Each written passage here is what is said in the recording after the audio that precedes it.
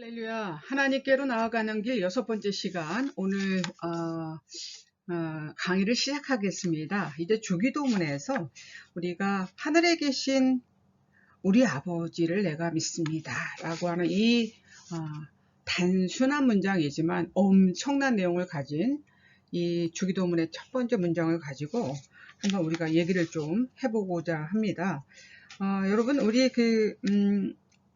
다른 조금 표현을 하면 천지를 만드신 하나님 아버지를 내가 믿습니다. 내가 믿사오며 이렇게도 얘기되고 있는데요. 좀 더 자세히 이 기도의 문장 가운데 얼마나 엄청난 내용을 내포하고 있는지 그 이야기를 오늘 좀 자세히 말씀으로 드리도록 하겠습니다. 시작하겠습니다.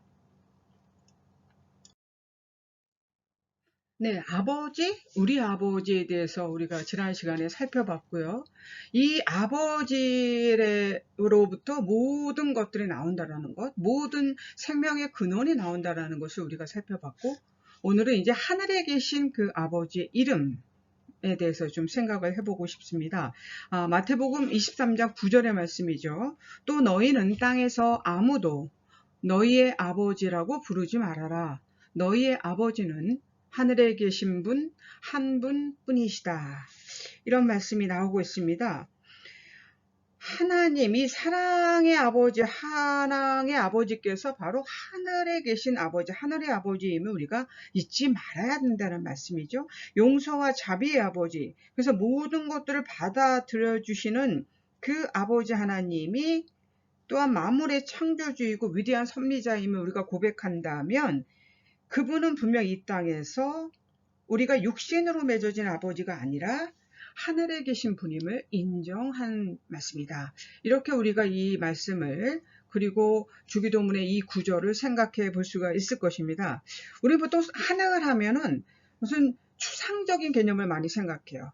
천국과 지옥과 같은 종말론적인 개념으로 하늘을 많이 생각하는데 여기에서 하늘에 계신 아버지라고 하는 이 하늘에 계신 아버지의 그 이름의 의미는 여기서의 그 하늘은 바로 하나님의 완전성 그리고 하나님의 초월적 권위를 상징하는 표현으로 우리가 생각해 봐야 되겠다. 그렇게 받아들이면 큰 무리가 없을 것이다. 이렇게 말씀을 드리고 싶습니다. 가까운 아버지이시지만 그러나 그분은 결국 우리가 경배해야 할 거룩한 신이심을 잊지 말아야 된다는 말씀이죠. 그래서 그 하나님의 이름은 우리가 친근하게 부르기도 하지만 거룩하게 여겨야 되는, 거룩하게 칭송해야 하는 이름이다. 이렇게 말씀드릴 수가 있을 것입니다. 하나님께 기도드릴 때 어떤 우리가 뭔가 힘을 가진 사람들에게 무엇을 요구하고 구하듯이 혹은 미신적인 행태로 구걸하는 태도를 취해서는 안 될 것입니다. 하나님의 이름은 뭐예요? 하나님의 속성, 하나님의 어떤 모습, 이것을 나타내 주기 때문에 그렇습니다. 그래서 그 하나님, 그렇게 거룩하신 하나님이기 때문에 그 하나님의 이름을 부르는 우리의 행위는 대단히 간절하고 거룩함으로 그 이름을 불러야 되겠다. 하나님께서 모세에게 당신의 이름을 스스로 말씀하셨죠. 나는 곧 나다. 출애굽기 3장 14절에 그 유명한 말씀이죠. 그래서 하나님은 스스로 존재하는 분이시기 때문에 그분의 이름은 누구에게만 속해 있어요? 하나님에게만 속한 것이 된다라는 것. 우리가 기억해야 되겠습니다. 이 하나님을 우리가 알게 되면 어떻게 돼요? 우리 영혼이 깨우침을 얻게 되고 지극한 하늘의 평화를 누리게 된다. 하늘에 계신 아버지의 이름이 내 입에서 고백되는 귀한 고백이 되기를 진심으로 소망합니다. 우리 아버지, 나의 아버지면 좋겠는데, 나만의 아버지면 좋겠는데, 하늘에 계신 우리 아버지시거든요. 우리 아버지. 우리가 이 우리 아버지를 부른다라는 의미는 뭐냐면 너무 내 주관적이고 내 욕망들을 어떤 들어주십시오 하는 욕구 지향적인 것으로 흐르기 쉬운 그런 기도가 아니라 함께 이웃과 더불어 느끼고 사는 친교의 기도가 되기를 하나님이 바라고 계신다라는 것을 우리가 이 우리 아버지라고 하는 호칭에서 알 수 있게 됩니다. 그래서 이 주의 기도문은 어떤 사적인 기도가 아니라 대단히 사회적이고 대단히 공동체적인 성격을 담고 있다.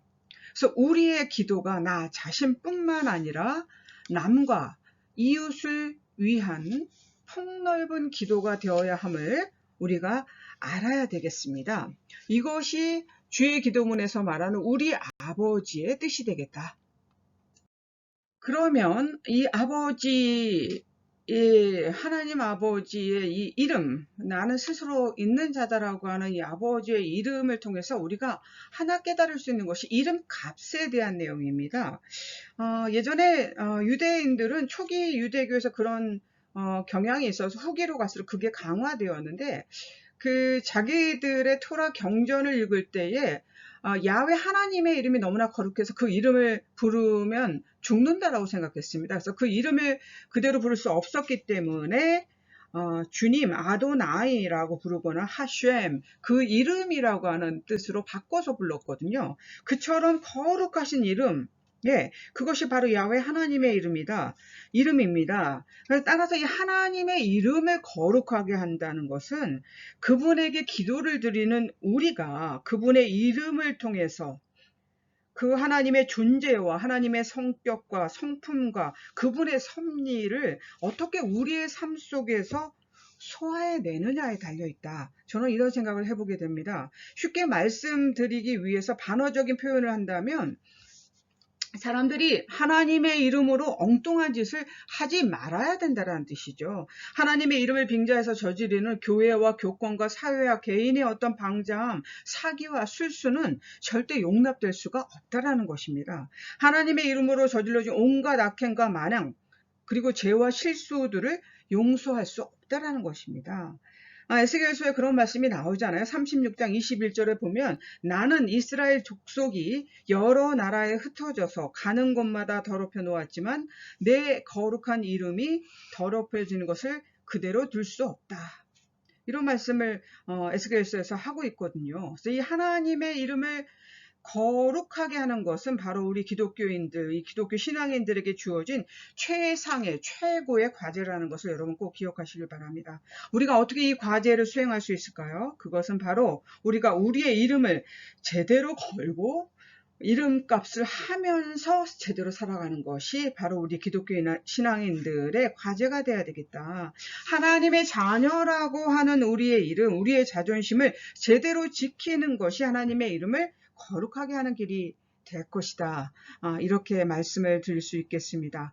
하나님 앞에서 우리 자신의 이름을 내거는 자랑을 포기해야 할 것입니다. 제가 이런 말씀 드리고 싶지 않지만 교회 안에서도 보면 어느 교회나 비슷한 이야기들이 있는데 정말 하나님께서 왼손이 하는 것을 오른손이 모르게 하라고 말씀하셨는데 교회 안에서도 뭔가 내가 하는 헌신과 봉사들의 이름이 자꾸 드러나기를 바라는 성도님들이 계세요. 이거 하나님이 기뻐하시는 일이 아닙니다. 우리는 우리의 이름을 내거는 일을 위해서 봉사하는 것이 아닙니다. 그런 일을 위해서 봉헌하거나 선교하는 것이 아닙니다. 하나님의 이름을 거룩하게 만들어 드리기 위해서 우리의 모든 행동과 그리고 우리의 봉헌과 우리의 봉사가 그 일을 위해서 존재하는 것이다라는 것을 여러분이 꼭 기억하셔야 되겠습니다. 하나님 앞에서 우리 자신의 이름을 거는 자랑은 포기해야 되겠다. 내 이름이 하나님보다 앞서는 교만, 내가 무엇을 가졌거나 이루었거나 어디에 올라섰다라고 하는 그런 이름을 버릴 줄 알아야 제대로 된 기독교인, 그리고 우리에게 주어진 이름값을 제대로 하며 살아가는 기독교 신앙인이라고 할 수 있겠습니다. 하늘에 계신 우리 하나님 아버지, 주님의 이름이 완전하고 초월해 있듯이 그 거룩한 이름을 더럽히지 않도록 우리의 삶의 자리가 늘 깨어 있도록 도와주시옵소서. 주 예수 그리스도의 이름으로 간절히 기도드립니다. 아멘.